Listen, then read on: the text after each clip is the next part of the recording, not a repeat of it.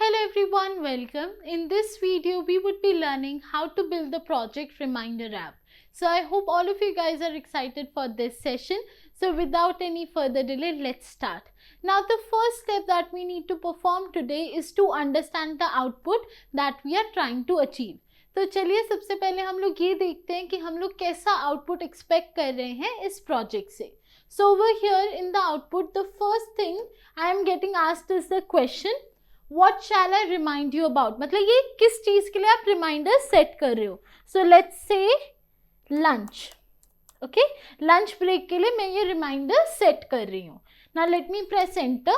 Next, in how many minutes? ठीक है, आप कितनी देर का ये रिमाइंडर सेट कर रहे हो. So let's say 0.1. Enter.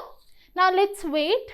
Okay, so let's wait. Now after 10 seconds I got the output, that is lunch, which was the event for which I was setting up the reminder.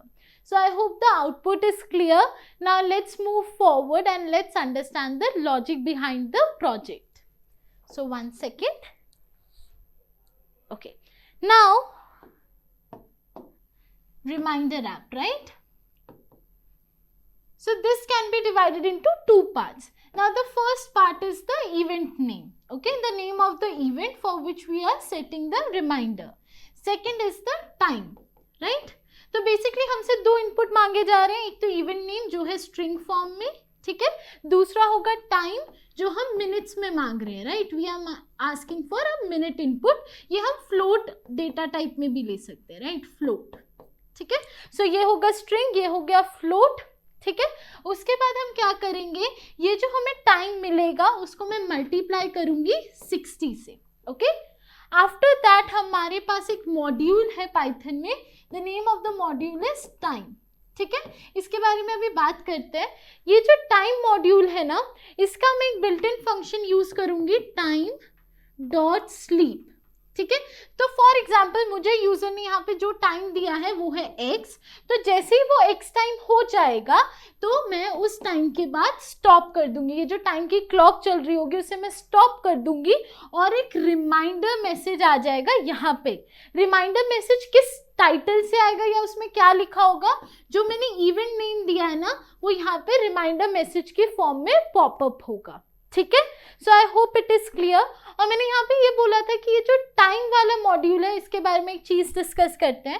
Basically ये जो time वाला module है ये pre आपको install नहीं मिलेगा Python में.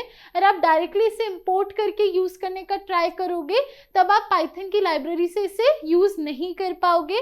अगर आपको इसको पाइथन की लाइब्रेरी में यूज़ करना है, so what do you need to do, you need to go to the command prompt, ठीक है. आपको कमांड प्रॉम्प्ट में जाना है, वहां पे आपको लिखना है pip install, okay, then you need to write time, क्योंकि आप टाइम मॉड्यूल को इंस्टॉल करना चाह रहे हो, ठीक है. तो आप क्या लिखोगे, कमांड प्रॉम्प्ट में जाके पिप इंस्टॉल टाइम, ठीक है.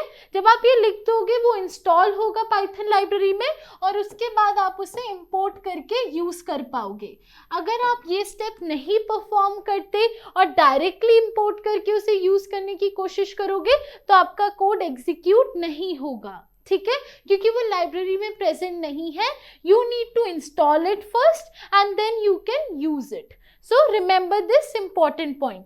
So after importing it, after installing, then importing it, you can do this part and then you can get your reminder app. So I hope the concept and the logic is clear. Now let's build this app together. So let's start. So the first thing is I will import the time module, right? Remember time module import करने से पहले आप उसे install करें. Next मैं अब user से question पूछूंगी कि आप ये कौन सी इवेंट के लिए कर रहे हो, right.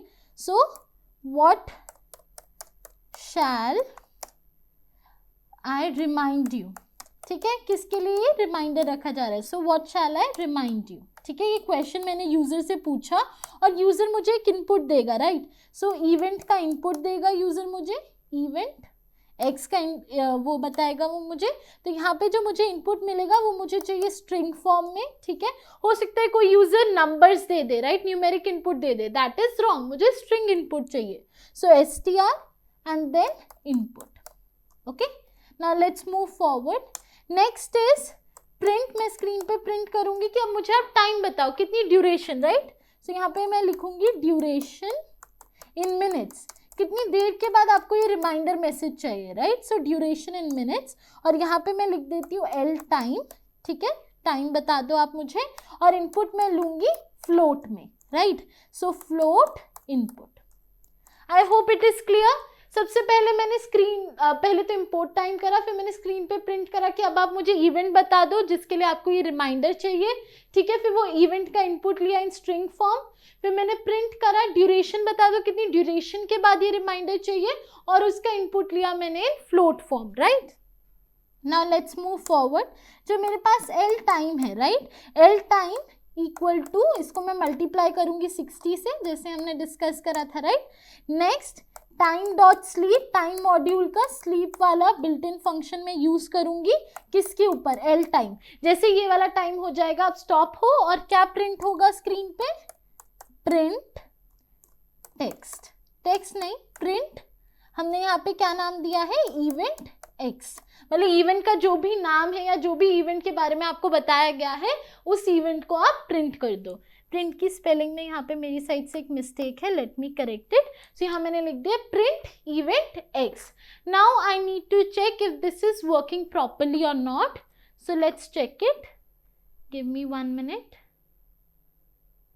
Okay, now let's see what shall I remind you about. Let's say lunch party.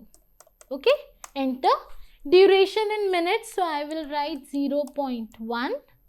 Okay, enter. Now let's wait, let's see if it's working or not. So see, once the duration is crossed, I'm getting the reminder message lunch party. With this, I hope the concept of reminder app is clear and this session was helpful. If you guys have enjoyed this session, make sure you click on the like button and do subscribe our channel for more interesting projects like this, and thank you for watching. Thank you.